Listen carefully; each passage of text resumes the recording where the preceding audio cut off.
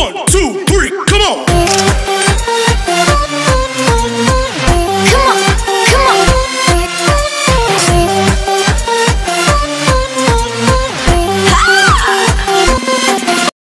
1, 2, 3, come on! Come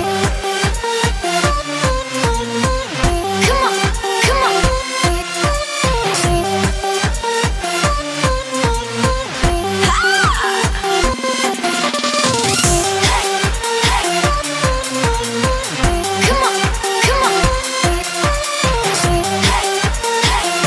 Hi guys! Welcome back sa aking channel. Ngayon po, ang gagawin po natin ay bedsheet. Queen size ng bedsheet. So, first try ko po. So, antabayanan nyo kung maganda nga ba ang kalalabasan ng aking pagtatabas ng bedsheet. So, ayon po sa aking napanood. Yan, napanood ko lang po siya. Kung paano gumawa ng bedsheet. So, tatry kong gawin. Ito po ang aking tela. Gagawin nating bedsheet. Ito po ay 3 metro. Tapos, ang lapad niya ay 96. So, ang sabi po doon sa aking napanood, once na ang bed nyo ay 4 ang kapal, dapat susukat po kayo dito sa dulo, sa haba nito po, sa haba ng tela. Ito po nakatupi na. Ayan. Ito po yung width. Susukat daw po ng 4 inches. So, susukat po tayo ng 4 inches mula dito. Hanggang dito, 4. Tapos, mag-a-add daw po ng 6 inches. So, magiging 10. Magiging 10. Ayan. Ang atin pong higaan, meron pong magkabilang dulo. So, ang mangyayari, magiging 20 po siya times 2. So, 20. Ayan. 20. So, dito po ang 20. Ayan. Diyan po ang 20. Mula naman daw po sa 20, susukat naman daw po tayo ng haba ng ating higaan. Ang ating kama, foam. Yan. So, mula sa 20, susukat po tayo ng 60. Oo, ayan. 60.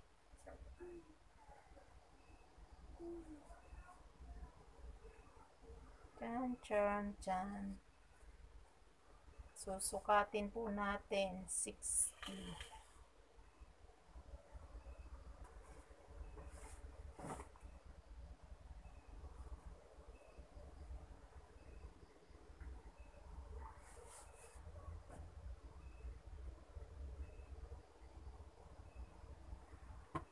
So, hanggang dito po ang 60. Ayan, hanggang dyan po. Hanggang dito po ang 60. So, itutupi na po natin siya. Tutupiin natin bago natin siya i-cut.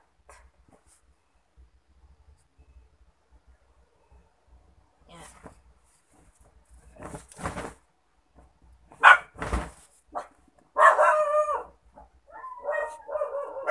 Wala po akong cutting table, kaya dito po ako sa aming lapag. Sa sahig. Ayan.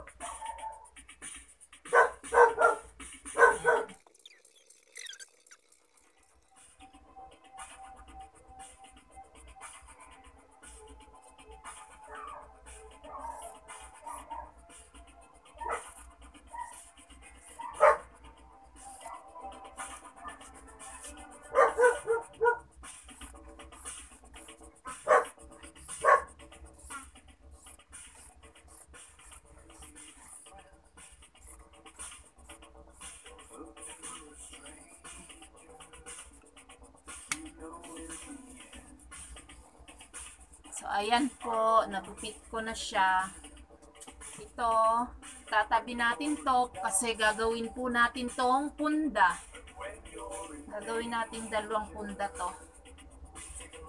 So, sa 3 metro po, makakagawa tayo ng isang queen size na bedsheet at 2 punda.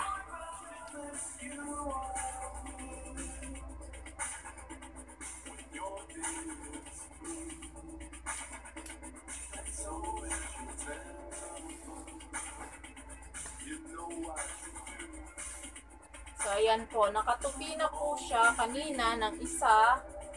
Tutupiin uli natin siya sa gitna. Ganyan.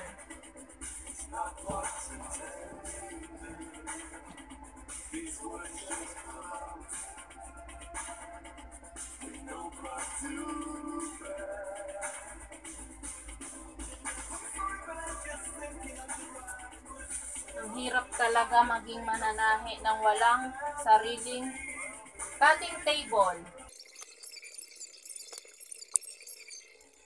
So, ang lapad ng ating bed ay 60. Dahil tinupi natin siya sa 2, ang kalahati nun ay 30. So, susuka tayo ng 30. Ayan, saan na ba? Susuka tayo ng 30. Andito po. Tatandaan po natin. Lalagyan natin ng tanda dito. Yan. Wait lang.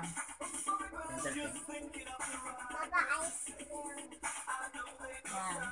Tapos, ang haba po ng ating bed ay 75. 75. Divide to 37.5. Ayan, susuka tayo dito.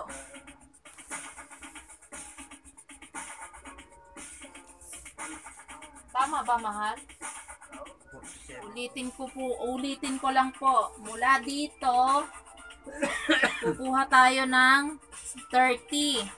Ito, nilagyan ko po ng tanda dito.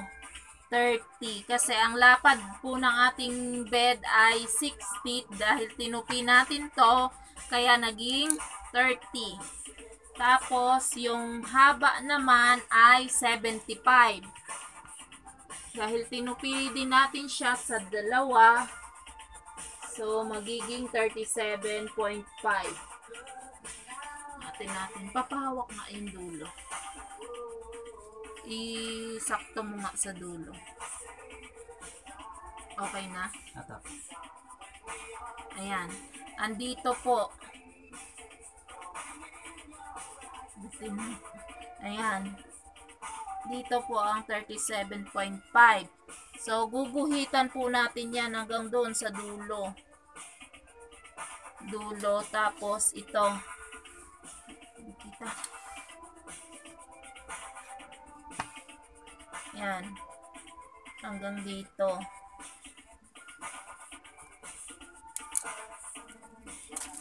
So, ito po ngayon ang ating gugupitin. Ito po, 4 na 1, 2, 3, 4. Yan. Doon po sa ating guhit, ayan, hindi pantay ang aking guhit. Pantayin ko lang. Doon po tayo gugupit.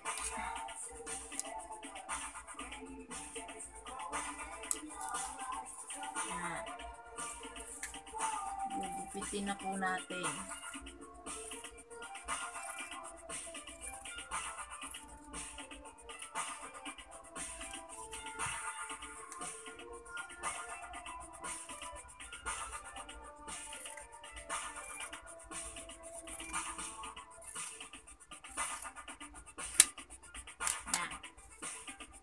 At pagkatapos po, ayan na nga po, nagupit na po natin siya.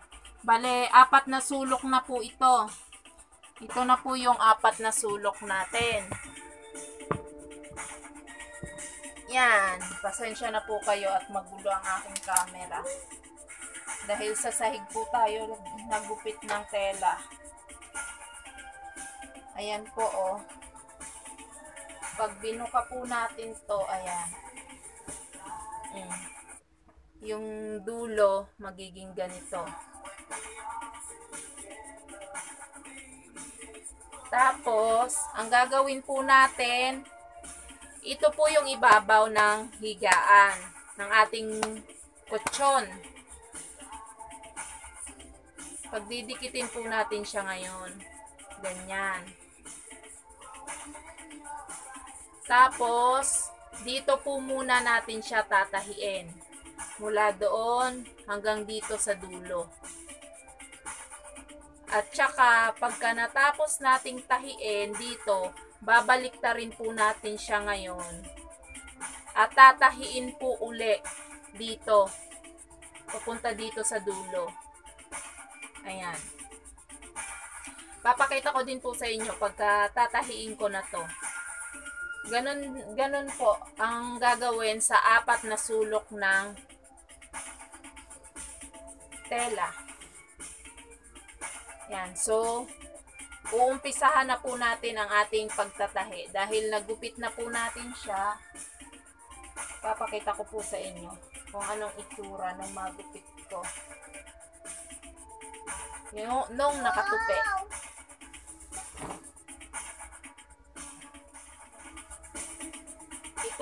Ito po yung nakatupi pa rin. Nakadalawang tupi. Ayan. Ito po yung dulo. Ayan.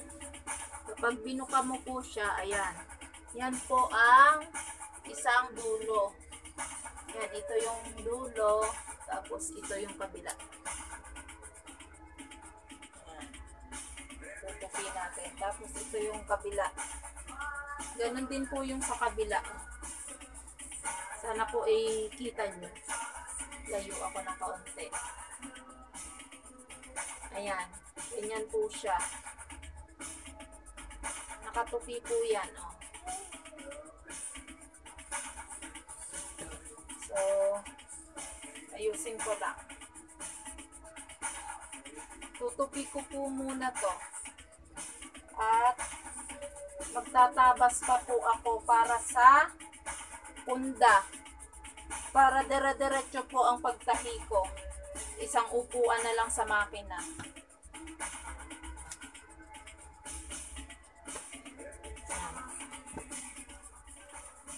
Gagawin natin ay gugupitin natin para sa punda. So, ayan guys. Dahil hindi po ako pamilyar talaga sa sukat ng punda, kumuha na lang ako ng isang punda namin at sinukatan ko kung ano yung length at width.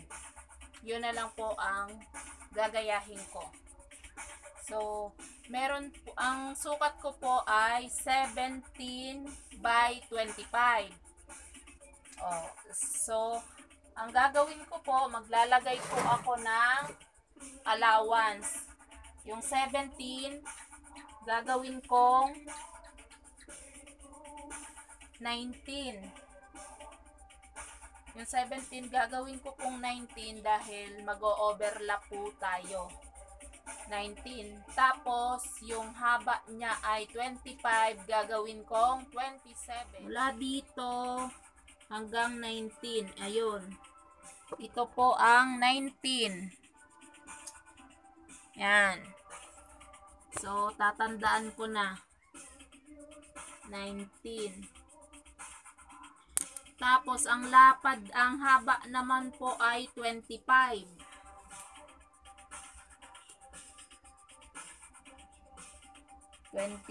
Magiging 27. So, sakto po. Ayan.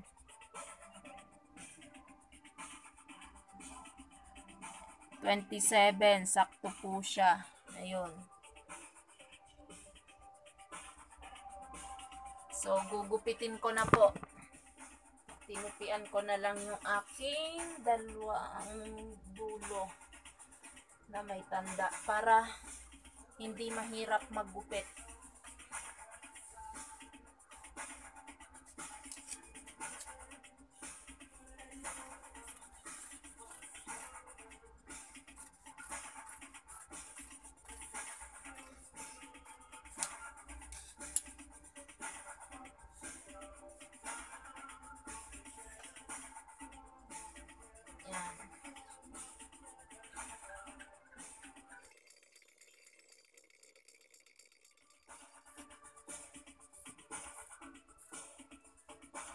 gumagalaw.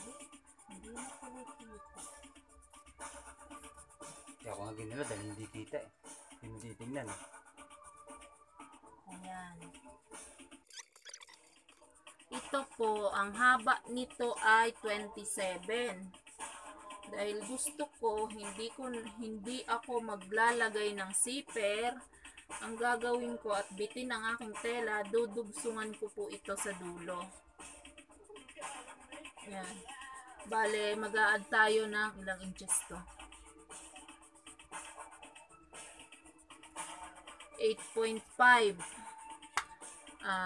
27 plus 8.5. 35.5. Magiging 35.5 po ang length niya.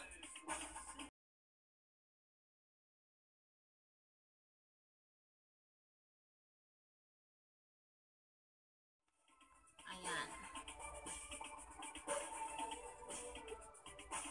Meron po akong dalawang pang front at dalawang pang back. Itong front, ang sukat nito ay 19 by 27.